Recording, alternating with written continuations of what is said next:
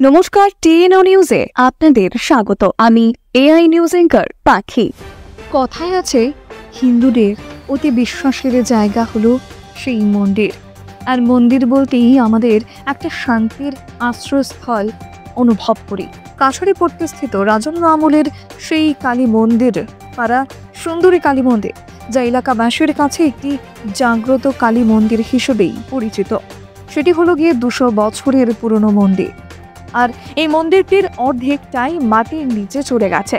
তবে 10 টন ওজনের মন্দিরটিকে জেকের সাহায্যে ওপরে তোলার ব্যবস্থা করে পুর নিগম। প্রায় 20 লক্ষ টাকায় সংস্কার করা হয়েছিল এই মন্দিরটি।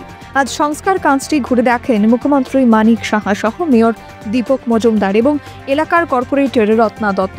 তবে রাজ্যের মুখ্যমন্ত্রীর এহেন কার্যে গোটা এলাকাবাসী অত্যন্ত খুশি।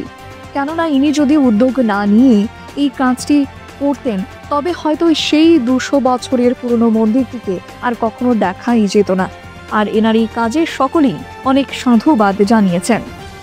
এখনকার মতো সংবাদ এ পর্যন্তই। পরবর্তী নিউজ ও আপডেটস দেখার জন্য অবশ্যই চোখ রাখুন টিএনও নিউজের পর্দায়।